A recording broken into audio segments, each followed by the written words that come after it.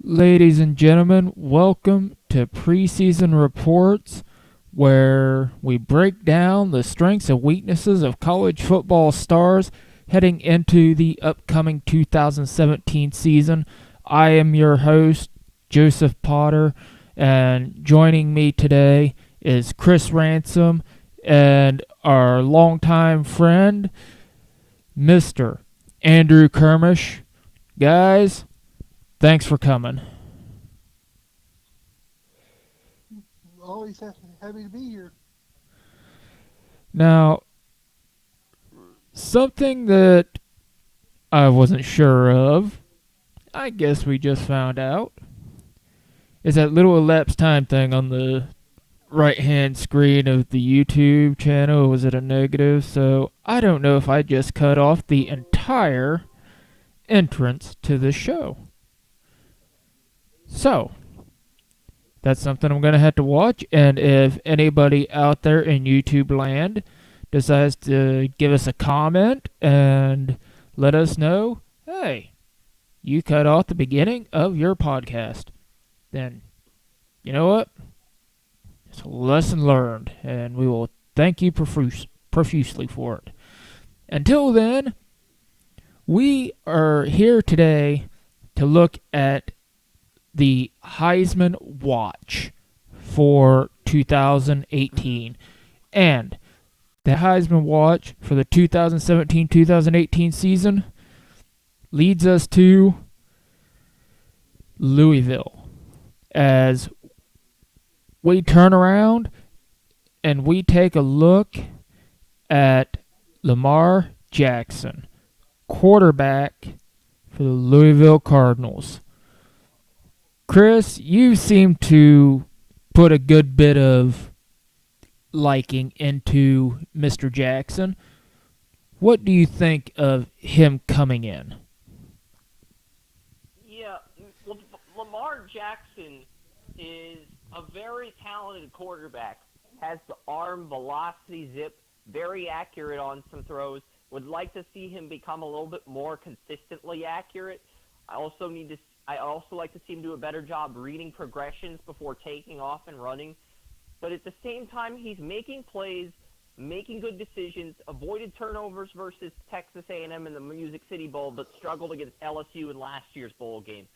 And also the current defending Heisman champion. So Mr. Jackson is the reigning Heisman champion. So can he become the first two-time back-to-back Heisman Trophy winner since Archie Griffin?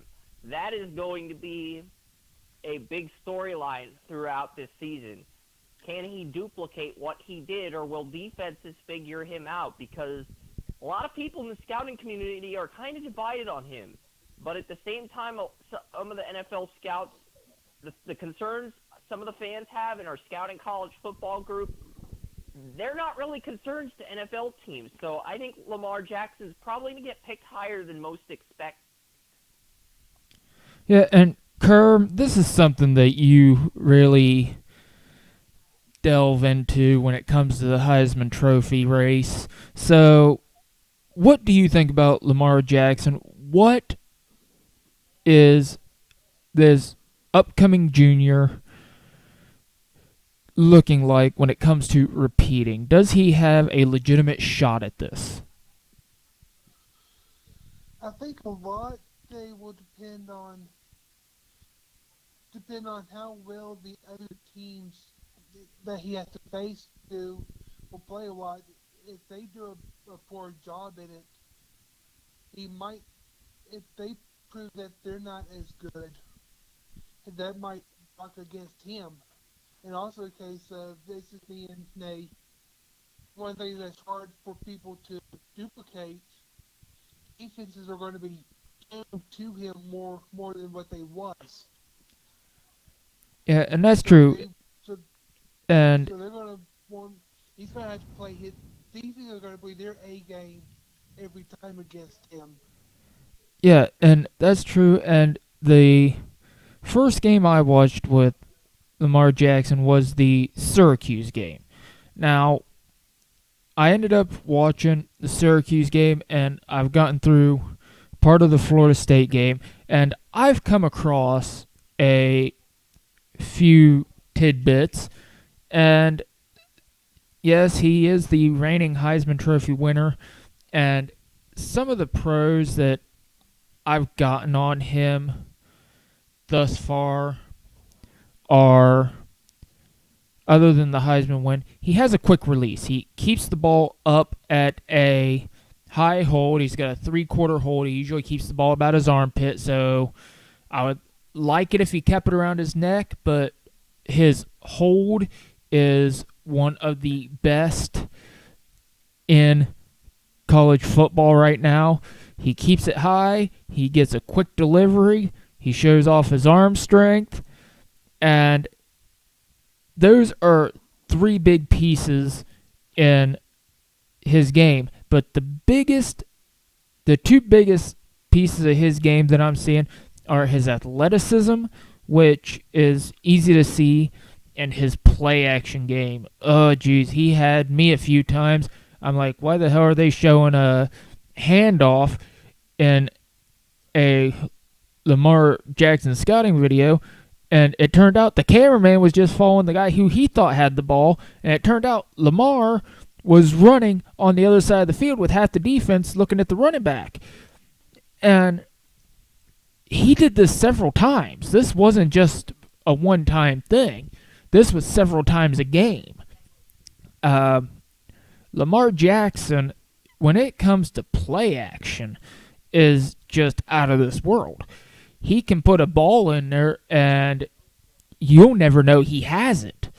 So that might as just well, his play action may as well be just as good as running an option, because everybody's going to think that, hey, this running back has the ball. Does he? It's 50-50. So, and then I don't have a problem with his vision. My big thing is his decision making. And that seems to be a big thing with a lot of the quarterbacks, is that they keep their head up this year in the college game. They scan the field, then they make a pretty shoddy decision. And when it comes to Lamar Jackson, he's the same. He didn't have the interceptions, thankfully. But he did throw into double coverage a lot. He threw into triple coverage. One of the passes in the Syracuse game, which thankfully didn't get picked off, he threw it into quadruple coverage. So his decision making is bad when he thinks he has a little window. He will use, because this guy has an arm that I saw one pass he threw in the Syracuse game that I think traveled 60 yards in the air. This guy has an unbelievable arm. So he has this thing that, hey, double coverage, whatever, triple coverage, whatever, I've got the arm strength, I can fit it in. And that's not always the case. And that's something he has to learn, is that just because you have the arm strength doesn't mean these guys can't step in front. And another thing is, he played purely out of the shotgun, and his footwork hasn't developed the way I think it should, which leads to accuracy issues, which I've stated before here. And a lot of his accuracy issues do stem from his arm strength, where he just tries to bullet it in there. The darn thing will go too far. The darn thing will go low. It'll go behind. It's like, stop relying on your arm strength so much, you don't have terrible footwork, but it's not great. Rely on the footwork you have and improve it. Don't just try to muscle the ball in there.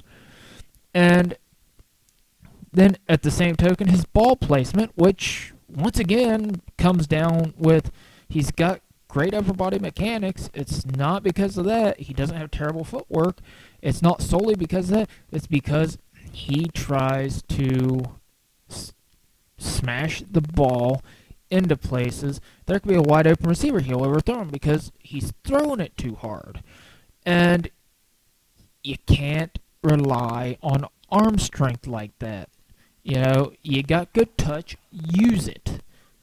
And his decision making, which I just covered, and most importantly, I think, is his weight. 205 pounds. Uh, I would like him to at least get up to 215 before he enters the draft. I think it's possible. I think his frame, I think he's 6'3". I think his frame could take another 10 pounds. So I won't be upset if he can put on 10 pounds, even if just 5 of it's muscle. Another 5 fat, because then if you get 5 fat, you get into an NFL training regimen, which you know he's going to get into. Then, you're going to turn that 5 pounds of fat into 5 pounds of muscle. So he really needs to add a little bit of weight, or else NFL scouts are going to wonder, is he fragile? But at the same time, this year, 205 pounds isn't going to be bad, but I would like to see him get up at least another 5 by the end of the season, and I think he can do it. So, what do you guys think about?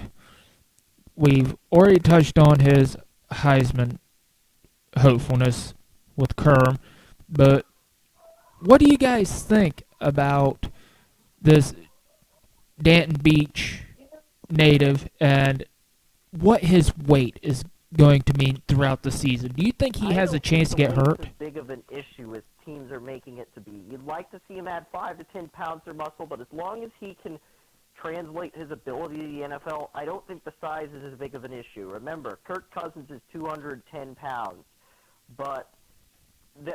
and I'd like to see progressions improve. I think his accuracy on some throws in the short and medium passing game is good. The deep ball accuracy might be something you'd like to see him work on, and just better decision making in the deep passing game. But overall, I really like Lamar Jackson as a prospect. I think he has far more velocity on the ball than Teddy Bridgewater did, and Bridgewater completed 70% of his passes his junior year, whereas Lamar Jackson's only completed 54%. But if Jackson can put together a 70% completion percentage and really play good football and win the Heisman again, I think he has a strong chance to be the first overall pick in 2018. And it's funny we're going to bring up Baker Mayfield in a little bit too, because Baker Mayfield, Las Vegas actually has Heisman odds for next year. Baker Mayfield's favored over Lamar Jackson. Even though Lamar's the reigning Heisman champion, the Vegas odds makers are putting their money on Baker Mayfield to win the Heisman this season. The Vegas odds makers. So it's ironic that we're going to mention both of them today on the Evolution Network. Yeah, and that's something interesting because, Lamar Jackson does have a lot of the talent that is needed to repeat as the Heisman Trophy winner. He's got a lot of talent. He's got the arm strength. He's got, for the most part, the accuracy. If he can stop using his arm strength to try to jam the ball in somewhere and rely. So you think the accuracy is more deep ball accuracy than short and medium accuracy, like myself? 10 yards and out, he usually tries to just jam the darn thing in there, and it's just it's cringeworthy sometimes. 15 yards out, 1 minute he'll throw a beautiful ball and it'll go for 40 or 50 yards. The next time he'll throw a ball that is it looks like a missile, and it's just flying over the head of everybody because he's just trying to just smash it as far as he can. And just rely. If you would have put touch on that ball instead of launching it, it would have been a touchdown. Probably would have gone for a 60-yard touch. So that's one of the things that really frustrates me about him. It's not because he has this terrible accuracy. It's because his accuracy is dependent on him trying to just launch the ball as hard as he can. and you don't always need to do that.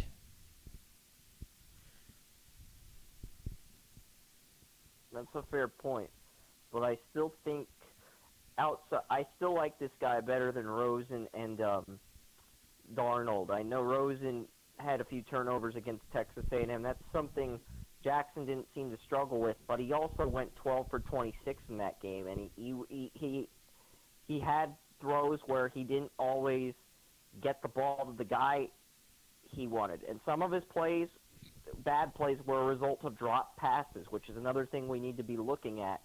But at the same time, some of it's decision making.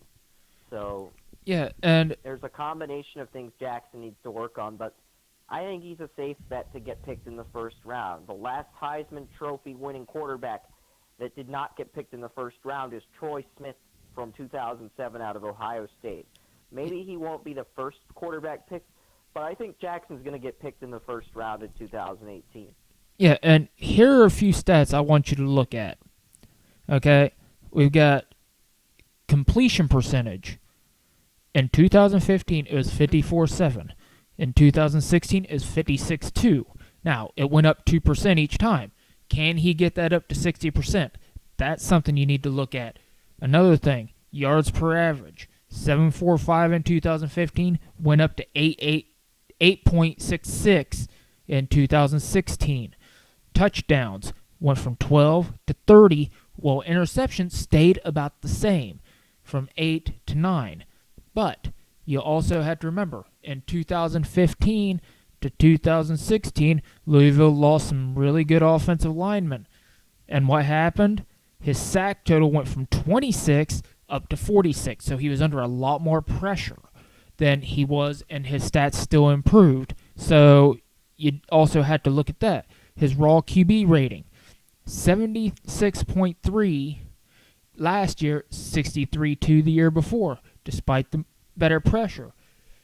Now, yeah, Louisville lost some guards to the 2016 NFL draft. I think it was John Brown, the left guard, and they lost their right guard too, and they haven't been able to recover from that. And Gerard Christian, the left tackle, who was once considered a 2018 first-round pick, he got bullied by Arden Key in the bowl game on New Year's Day. So yeah, I'm really curious to see if Christian can finally step up and be that leader and give Jackson that extra protection and reassurance in the pocket.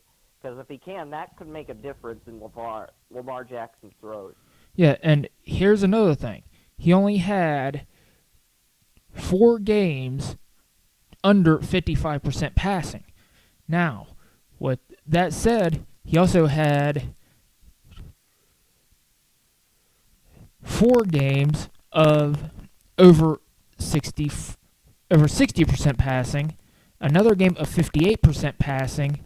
He only had multiple interceptions in one game, and that game turned out to be the last game of the year against Kentucky, where he threw 3 interceptions, which he also threw for 281 yards. So, and then he had multiple 2-touchdown games, including a 5-touchdown game against Marshall, a 6-touchdown game against Charlotte, and a 3-touchdown game against NC State, 2 4-touchdown games against Virginia and Boston College.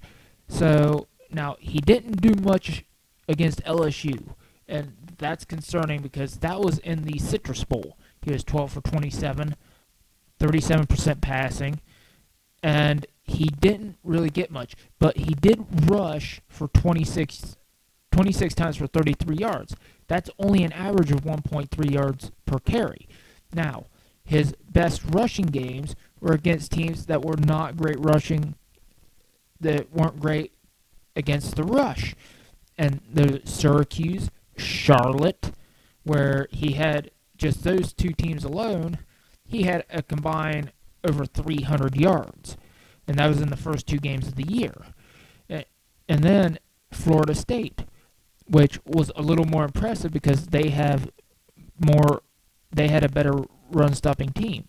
And overall, he had 5, 6, 7, 8 games of over 100 yards rushing, and 3 of those two of those he nearly broke 200, and a third one was over 150. So you're looking at a guy, nobody's going to question his athletic ability. But what you're looking at, a lot of these rushing yards, about 90% of them are off that play action that I talked about earlier. So is he going to be able to duplicate that given how good he is at play action this season? Yeah, Lamar Jackson, he knows how to sell the play action, and even though he did have that bad bowl game against LSU, he had a great bowl game against A&M when Myles Garrett wasn't completely injured, and he was coming off his career best season. So I feel like both of those bowl games cancel each other out. So it comes down to what he does this season with more scouts and flashing lights and cameras, more of that on him. What he does this year could make or break his status. He'll still get picked in the first round, but whether he goes first overall or falls to the middle of the first round, that's going to come down to what he does this season. Yeah, and I would also like for him, because if you look at these stats, he only had 6 multiple touchdown games as a passer. I want to see fewer rushing touchdowns and more passing touchdowns, because those multiple rushing touchdown games, coaches are going to say, like, oh, that's pretty good. He can rush the ball. 8 to 20, no, there are at least 10 to 15 plays, maybe 10 to 20 plays where he goes 1-2, takes off and runs. Same thing RG3 did. I would like to see him cut back on that to 8 to 12 times a game and focus more on playing from within the pocket. But he can still take off and scramble, but modify that a little bit, do that a little less, and grow as a pocket QB. I would like to see Jackson do that this year. And the thing is, you have to ask, because he is such a great athlete, how many of those are designed runs? I mean, where you just look once or twice, and then boom, you're gone. It's one of those things that you look at it, and you look at the coaches, and they say, we got a hell of an athlete. It's like, go, give him 2 looks, 1, 2, boom, go. So how many of those are designed that way? Yeah, how many of those are designed and orchestrated that way? I don't know if they're a result of changed plays or audible shifts. I mean, well, I have seen. It reminds me of in some of Jackson's runs feel like they're designed to the point where it reminds me of when in any given Sunday when Willie Beeman would call an audible and he'd take off and run or do something because he didn't like what the defense gave him. I get that sense sometimes with Lamar Jackson. Not a lot, but sometimes. Well, I get that. In the Syracuse game, I only saw him audible once, and it turned into a run, but it was an audible pass play where he rolled out, he was looking to pass, but there was a wide open running lane there. And that is something that we really have to think, because it's good that he's able to audible, but at the same time, what plays are you audibling into? It's what you really get.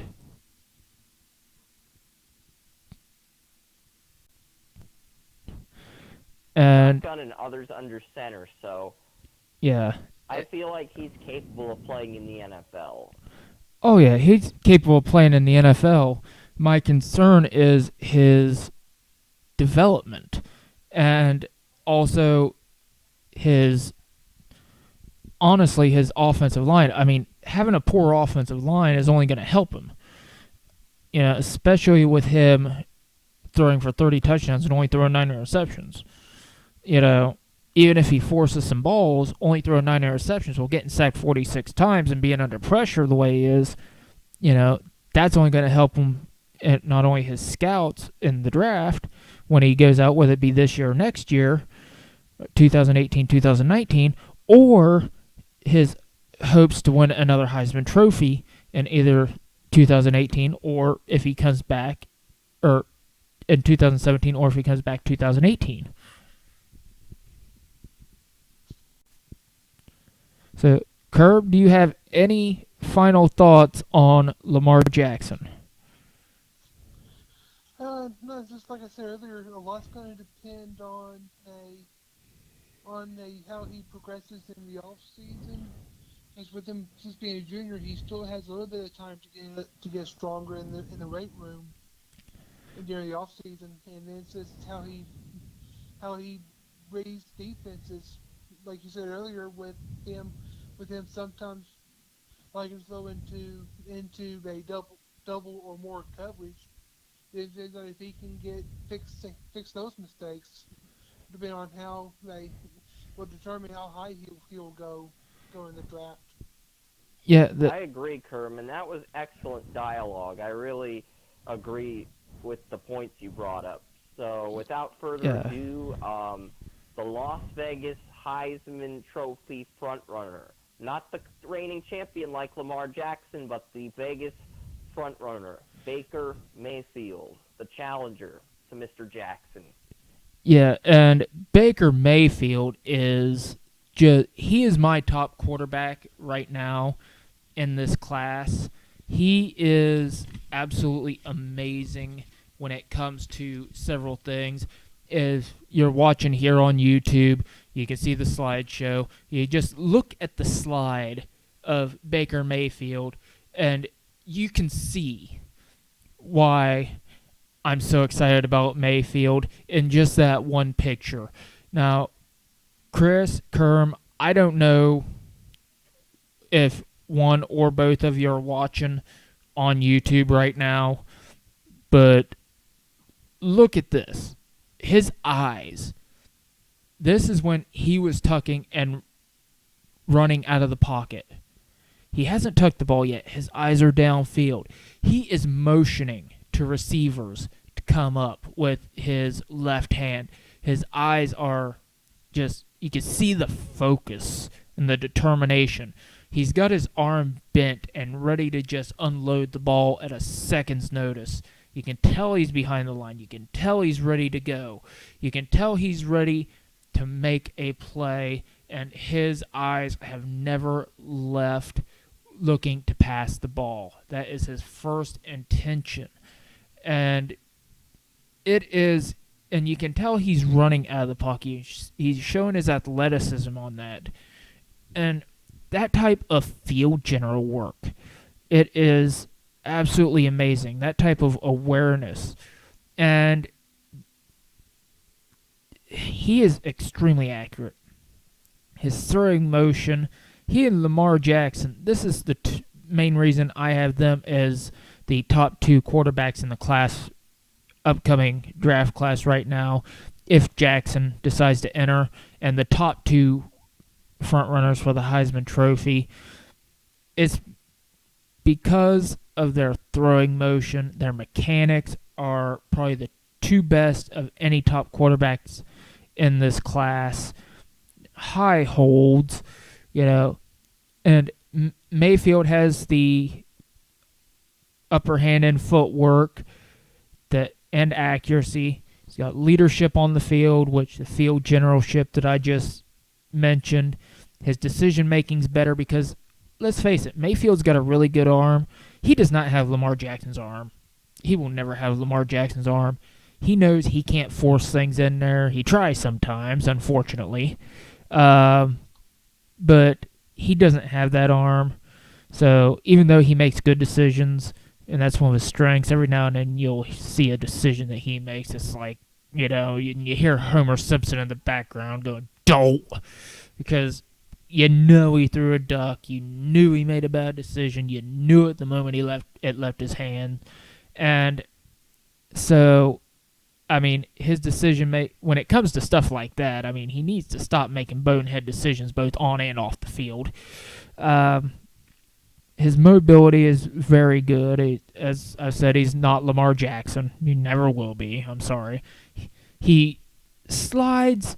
I mean, that is one of the top things. He slides. He does not wait until somebody knocks him on his ass. He'll go in there. He'll see they're converging on him. He'll slide underneath them, kill the play, be ready to work another day. His awareness in the pocket is absolutely amazing. But like Jackson, and unfortunately in other ways, his size is a detriment where he has the weight that I wish Jackson had at 215. He's only 6'1". He has a long step. He has a long stride when it comes to stepping into passes sometimes, and that usually happens when he decides, hey, I'm going to make a bonehead play. And finally, the off-the-field decisions, which also come with the boneheadedness. So, I know I use the term bonehead a lot. I mean, and I'm sure he would do the same. I've heard some of the interviews since his arrest for basically running away from cops and then thinking it was a good idea to run into a wall to get away from them and getting tackled into said wall. I'm sure, he's pretty much said in interviews without saying such words, he was a bonehead. He screwed up. And he gave up immediately. He didn't even try. They were yelling at him, get his hands behind his back. He just flat said they were already there. It's like they were behind his back before the cop even asked for him. I saw the video, and it was not the smartest thing in the world for him. So, and so he needs to not do that again, both for his physical health and his football career. And then he had the occasional Homer Simpson play, where he pulls a homer. So, guys, what do you think of Baker Mayfield on this one? Baker Mayfield makes a lot of excellent throws at times in the short and medium passing game. He started the year with really low ball placement, corrected that, and if he didn't, he needs to make better decisions on and off the field. Being 6'1", 210 does sort of hurt him, but at the same time, he's very good on tape. I have a second-round grade on Mayfield, and he's my number 5 quarterback, but I think he is easily a top 5 quarterback in this draft. And you've got people that are saying he's not a top 5 quarterback in this draft, and Darnold and Rosen are top 5 quarterbacks. And I'm thinking, wow, that's crazy. It's like Mayfield is the most accurate at times. He's the most consistent statistically, most consistent on tape. I just asking myself if he has the arm. He has a good arm, but not a great arm. And I'm just not sure somebody who's 6'1" that got arrested off the field is going to get picked in the first round. But I think he could end up having the best NFL career of anyone in this group. But he might fall to the second, third round. He might end up being a Dak Prescott value pick in the fourth if he even slides that far. I don't think he will. Yeah, and Kerm, I gotta ask you, when it comes to the Heisman, Mayfield has finished in the semifinals twice. He has 40 touchdowns and 8 interceptions last year. Last year, he finished with 71% completion percentage. He has a chance to become the first quarterback in college football history to finish over 70% for 2 straight years. Actually, Andrew Luck had 71% in back-to-back seasons in 2010 and 2011 before he got drafted by the Colts. Okay, so the second quarterback. I didn't know Luck did it. But what, Kerm, do you think his chances are of winning the Heisman, and what his completion percentage, touchdowns, and interceptions give him the chance to do so. I'd say if he goes, say, if he's probably a 4-to-1 touchdown interception ratio, will probably put him in the running, and I say 65 to 70% passing completion would definitely have him be the front runner. And according to Vegas, he has the second best odds as of this moment. Behind Lamar Jackson, so now that betting action's shifted to Jackson. That's just one I'm looking at. The current odds he is he's behind a Sam Darnold of USC. I don't think Darnold gets it. I don't even think he's in the running by the end of the year. But the Hollywood media darlings are raving and glittering over Sam Darnold, and I cannot wait until August until they get a reality check.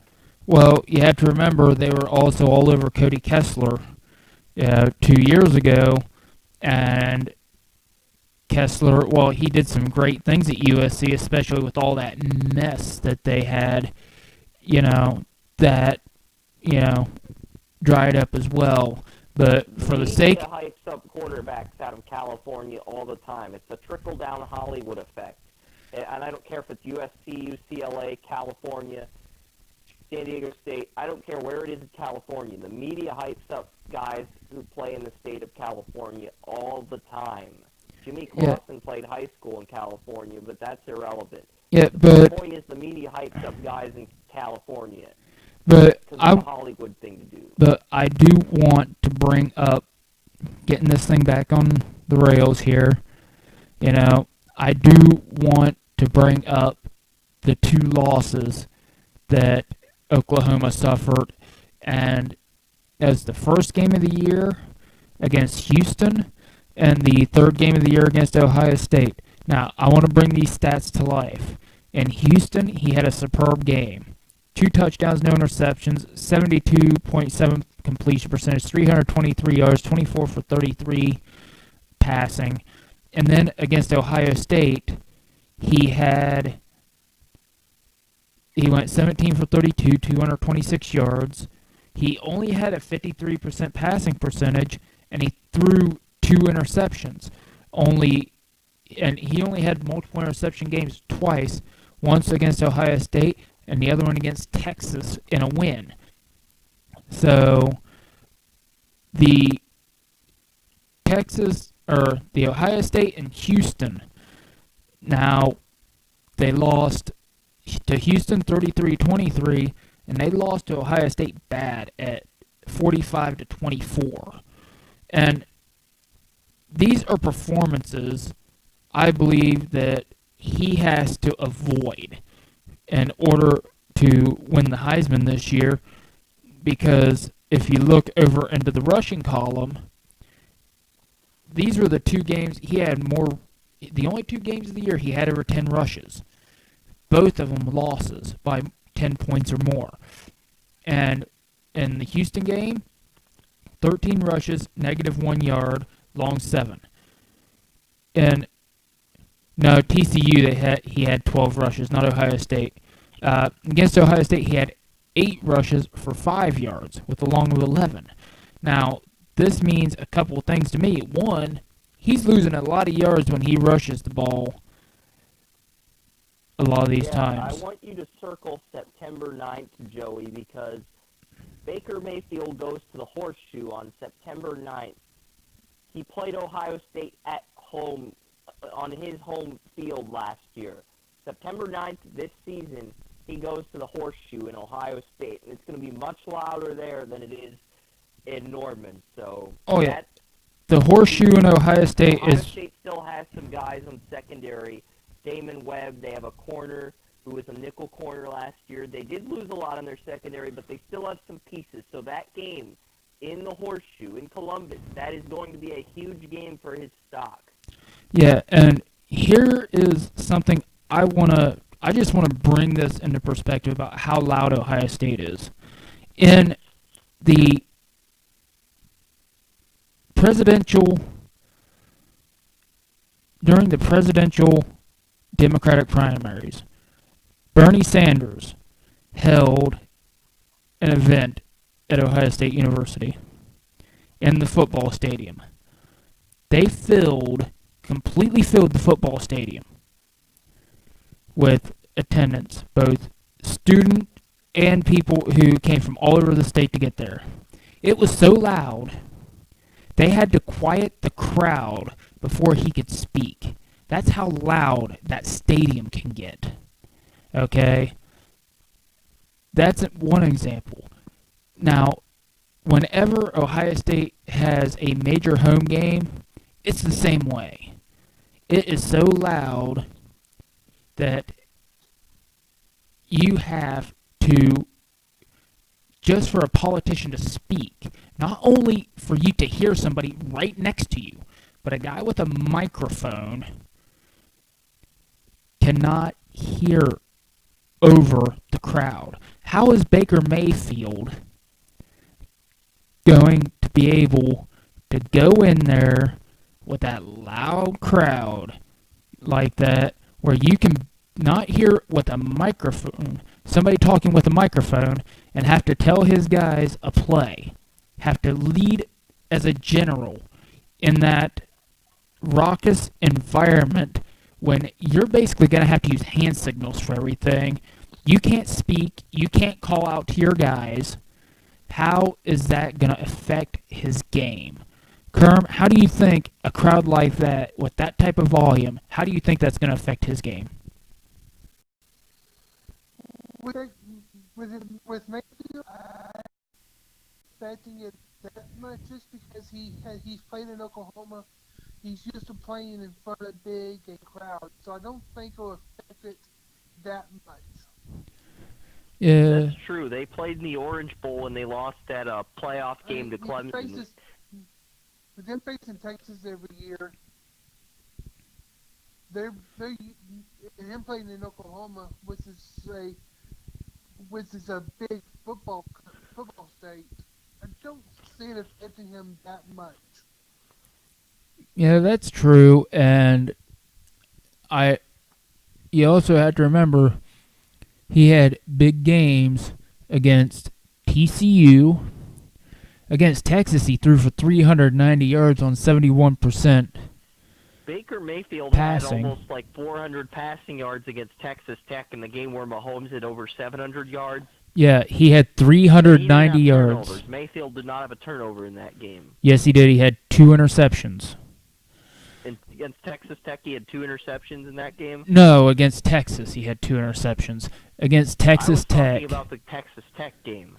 Against Texas Tech, he had Texas Tech game. No, 7 touchdowns, 0 interceptions, 545 yards, 27 for 36, 2 rushes for 19 yards. So, yeah, between Mayfield and Mahomes, they combine for almost 1,400 passing yards. It may have been over 1,400 passing yards in that game. The final score was 66-59, Oklahoma win. So that really wasn't duel. Like, it was an offensive duel. It was in Texas, and they used to refer to cowboy brawls in the Western days, the Wild Wild West, as duels. So that game was a duel. Yeah, like Dusty Rhodes and Ric Flair daddy. Going in there, throwing some haymakers. Baker Mayfield coming out victorious, daddy. So, yeah, that game, though, in all seriousness, that game was a game that, in my opinion, showed that if you want to outduel Baker Mayfield, you're going to have to bring everything you have. because that Texas Tech defensive line, you can say what you want about the conference they play in, but that Texas Tech defensive line, they would bring the wood. I mean, they are known for their pass rush, and Baker Mayfield carved them up. So you cannot say anything bad about Mayfield in that regard. And what another stat that comes out at me for Mayfield is in 2015 when he was a semifinalist for the Heisman Trophy. He was a redshirt sophomore at the time. He was sacked 39 times. Last year, he was sacked 18 times. And it doesn't say what he was sacked by Texas Tech, but his rushing yards were 2 rushes for 19 yards. So that tells me he may not have been sacked in that game against a very good Texas Tech pass defensive front line.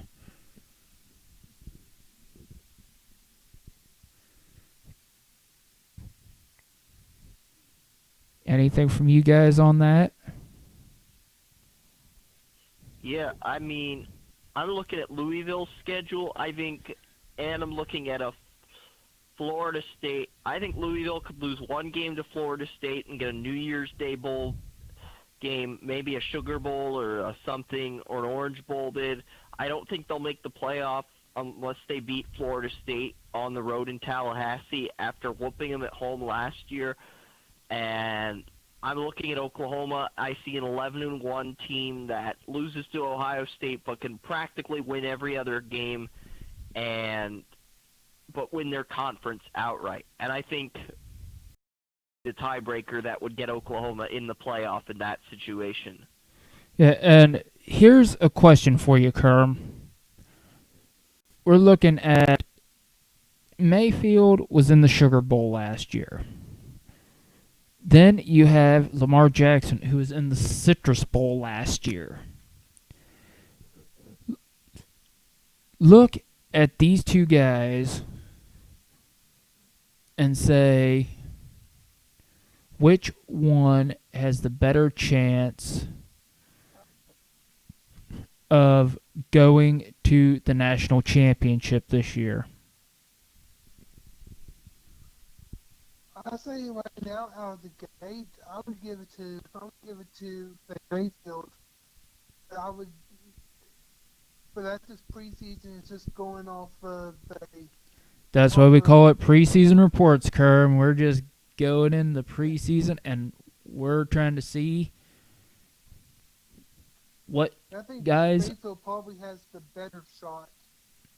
Yep. Yeah, I mean, Kansas has a really good edge rusher named Dorrance Johnson Jr., and that's really the toughest edge rusher that Baker Mayfield is going to face all year. I mean, I know Mark Suba will say that a lot of the Big 12 defenses are cupcake defenses, but they at least play competitive. Their skills may not translate to the NFL, but they'll try to get in your head, and they'll play competitive. These teams are not pushovers. Yeah, and that's something that I'm looking at with both teams this year, is that neither one of these schedules are easy schedules. And that is something that we really have to look at in what comes up, because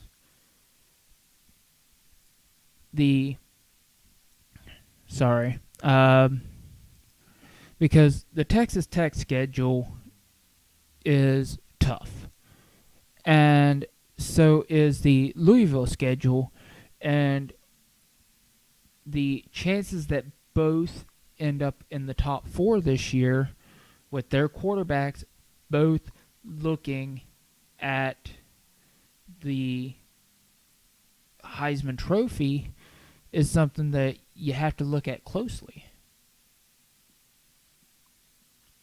Yeah, Louisville. I think Louisville only had. Yeah, Louisville had 2 losses. They had a loss to Houston, and they had a loss to Clemson before the bowl game to LSU. They don't play Houston this year. They get Clemson at home, and they play Florida State on the road in October.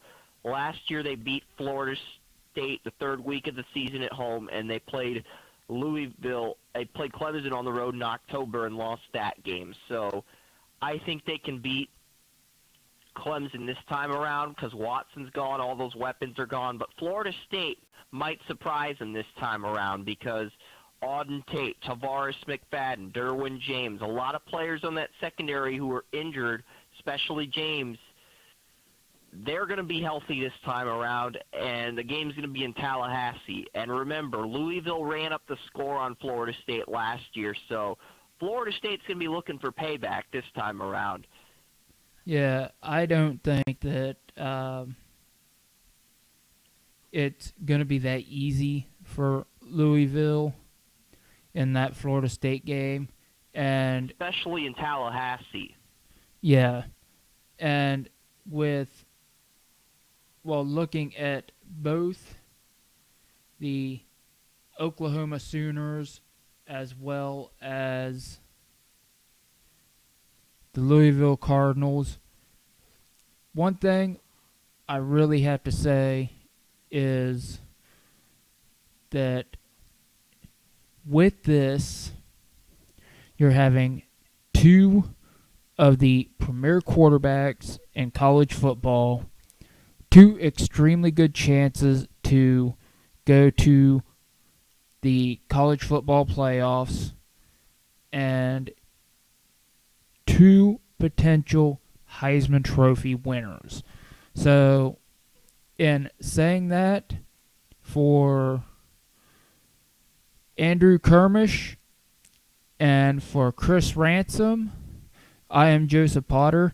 So, if you like the video, help us out, subscribe, like the video, and we will be seeing you on the next edition of Preseason Reports right here on the Evolution Network. Have a good night, if there's folks. A player you want us to report, post below in the comments page, and we'll get to that when we get a chance. Have a good night, folks.